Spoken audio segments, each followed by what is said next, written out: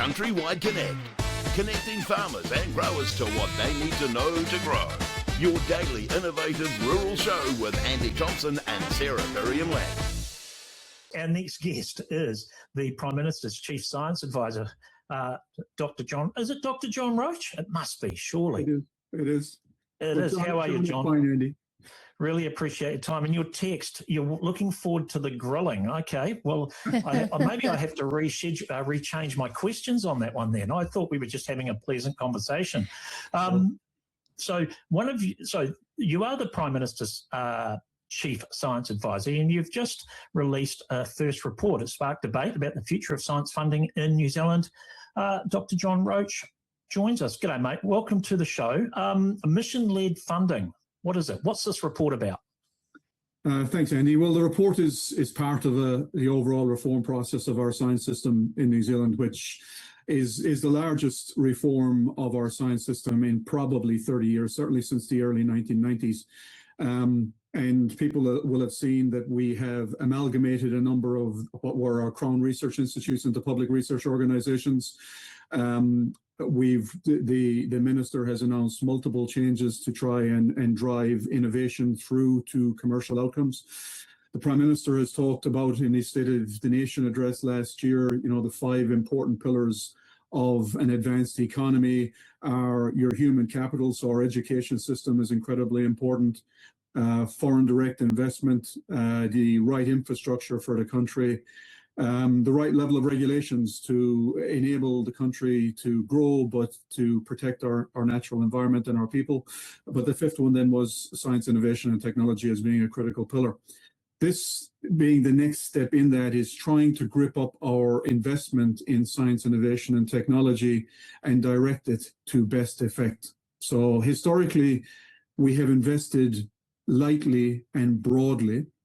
When we look at the other small advanced economies, they have identified the areas where they are truly good and where they could become great, and they've backed those. They've gone in hard in a smaller number of priorities. So that's what we're trying to signal here. There is a cohort of scientists not very happy with this. Why? Oh, I could imagine, Sarah. There's a lot of scientists that are very happy as well. I've seen a lot of the communication since the minister announced this the week before last. But there are areas of science that are not prioritized in the same way as other areas. And so scientists that are working in those fields feel like they have been left out. And to some extent, there will be reduced funding in some areas, and there'll be a need for people to reconsider the science that they're working in and where they can apply their skills most effectively to drive the economy, to protect our environment, and to deliver a healthy and thriving society. John, on the funding, is there more funding or less funding? There's no more funding. We've got a fixed funding envelope. I mean, I think the Minister of Finance has been pretty clear on this, and the Prime Minister has been pretty clear on this over the last several years. We've borrowed as much as the country can. If you're going to put more money into science and technology, you're going to have to take it out of health, education, social welfare. So that's one of the key messages here. We're working within a fixed funding envelope, and we're trying to direct that money to greater effect. And greater effect when it is connected to the commercialization of science means more of a dollar for dollar science-led mission with corporate intent. There's a lot of scientists that I know are unhappy about science not going into areas where it's not connected to potentially selling a product. What would you say to farmers about what the commercial outcomes of all of the research they hear is going to lead to? No, that's a great question, Sarah, and thank you for clarifying that. Look, I think a lot of that has either been miscommunication or misrepresentation of that communication. If you look at the report, we've gripped up the science investment into 4 key pillars. So one is the primary industries and bioeconomy. So government driving a stake in the ground, recognizing that the largest chunk of New Zealand's economy is from the land, and still getting behind that to drive greater productivity and greater efficiency in there.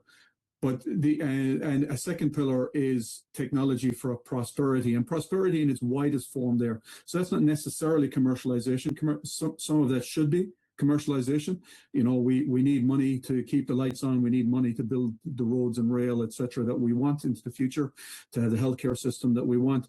But it's recognizing that New Zealand, in small pockets, we punch way above our weight in that technology space, whether that's, you know, nuclear fusion in OpenStar in Wellington, or that's power by proxy at the University of Auckland. And I know I shouldn't have named any now, because there's going to be a bunch of them across the country that are going really unhappy with me that I haven't named them. But we've got really strong pockets of innovation in that digital and advanced tech space. That shows how good New Zealand is in that space. But we've only really lightly funded into it, when the other advanced economies, small advanced economies, have really pushed hard.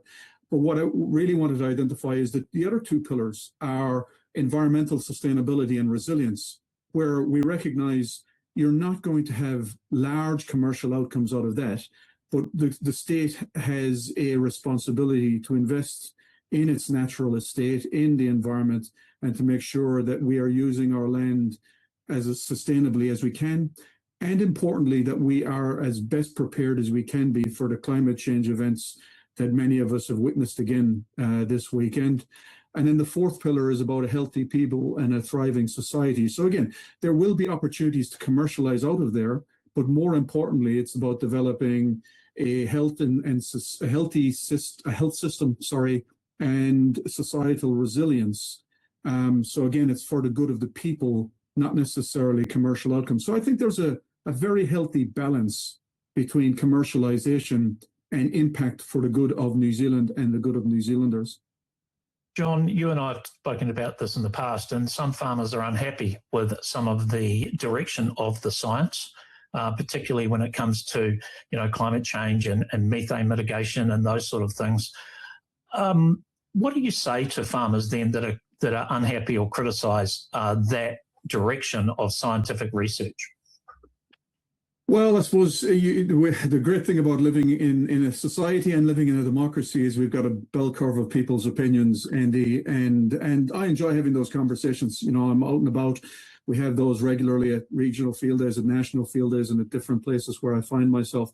Look, whether a person believes in climate change or not, or believes that humans are contributing to climate change is really irrelevant in the scheme of scientific discovery. The majority of the qualified scientists in this space, the ones that are qualified to have an opinion, the atmospheric chemists, the atmospheric physicists, the people that have developed the models in the space, are fairly clear that we are contributing to changes in our climate through our release of carbon dioxide, methane, nitrous oxide, and a bunch of other smaller gases. And so we're part of an international community that have agreed that we will minimize that increase in temperature to 1.5 degrees, and certainly no more than 2 degrees, to avoid catastrophic impacts on our food production systems and our society as a whole. And as a part of that global community, we have to do what we have signed up to. But in addition to that, I think it's really important for farmers and growers to understand that the vast majority of our customers, and we need to separate customers from consumers, because our food is generally a business-to-business transaction. It's not from our farmer's gate to somebody's plate in the UK or the EU or China or someplace else. We are going through businesses, and those businesses have signed up to very significant reductions in their carbon footprint, and they require us to reduce our carbon footprint so that they can meet their goals. So look, I think the great thing about living in a free society is we can all have opinions, and we should be able to openly discuss those opinions and enjoy that conversation. But ultimately, we have to reduce our carbon footprint to be able to trade our goods into the world. John, the issue that I have is that we're quite happy to import the science of climate change. We're quite happy to import products that are of significance to us, whether it can be around, other ideals and products into this country, fertilizer, seed, etc. However, we have trouble importing validated science from other countries that have been well advanced in these areas than us. And we have this big blockade called the EPA that doesn't allow our farmers to be able to move forward. Will this changes that you have proposed in the report allow for us to stop duplication of international science just so that we can feel good about it being done in a New Zealand context?